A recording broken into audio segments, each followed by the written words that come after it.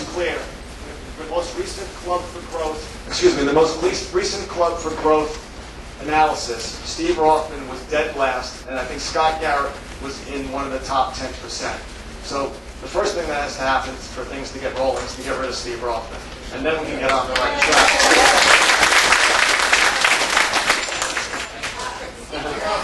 I know, you put it 3 cents. We'll give each guy the chance to say that. But I have not done a budget. But I know in my heart, the first thing, there are certain things that we have to protect. And let's work our way backwards. I don't have a problem with across-the-board cuts, with the exception of people who have served our country, fought and died for our country. I think we have to preserve their rights first. We have to preserve the rights of the people who cannot defend themselves. We have people, like my father, who's sitting in a wheelchair, 91 years old. And what are we going to do? Take $500 billion away from his Medicare. We have people that truly cannot protect themselves. And those are the places where we have to stop in our budget cutting. And then I would start and look at the poor. I mean, I watch Glenn Beck, and I know that we actually pay money to help Chinese prostitutes drink less alcohol.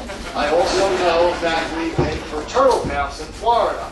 I think we can start with the John Bertha runway, which costs $700,000. And there's probably, we can go on, I could probably spend the next 12 hours if I have one of those pieces of paper in front of me listing one of the 8,000 earmarks that we can eliminate that is absolutely ridiculous and a wasteful use of your hard-earned money.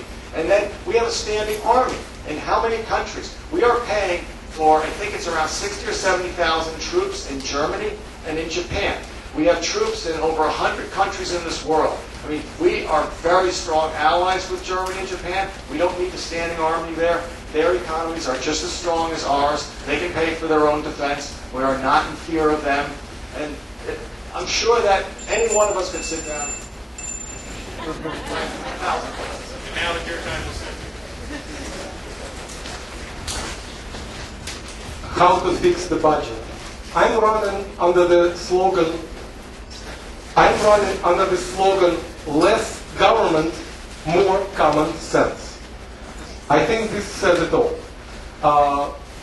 The common sense approach should be sought in everything what we do. For example, I think that our government completely lost control of the process of creating any new legislation. I'll give an example.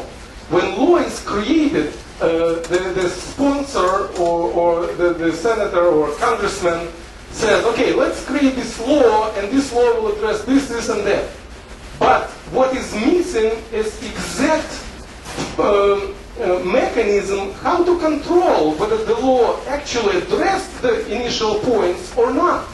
There should be some kind of proposal, like in business. You know, when we go to the business panel and say, you know what, I would like to have money for this business. And those guys are sitting and say, okay, so what do you propose? How it will work? What will you give us in 5 years, in 3 years, in 1 year?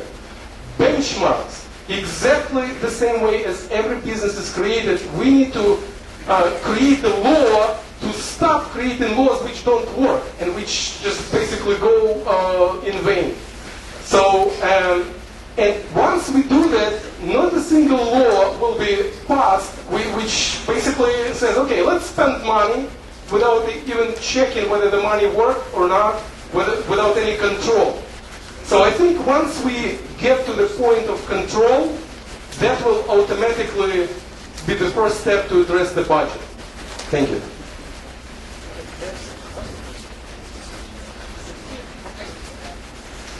Okay, let's fix the budget. First thing, we stop passing and approving social programs, number one. Number two, we shoot for a balanced budget amendment. We make that happen. Number three, we do not pass a bill unless it is fully funded first. Number four, we waterboard Steve Rothman. Number five, again, like I said, I'm wholeheartedly for a balanced budget amendment. I have to balance my checkbook. Why should the government not? Once the budget is balanced, we spend only what we got. If you have $1,000 a month, you can't spend $1,500. I take that back. yes, you can, then you wind up like New Jersey. So again, we have to definitely help small businesses. The more people that work, the more taxes are collected. I think that's a no-brainer. But one thing I would also propose is cut the size of the government about 20%. That's about the size that Obama has exploded the government. He's keeping true to his word. Early in this campaign, he says he's going to create 1 million jobs.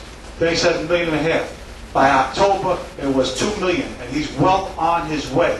So we knock 20% out from the government, get rid of the Department of Education, get rid of the IRS, and we'll talk about the fair tax later, maybe that'll come up.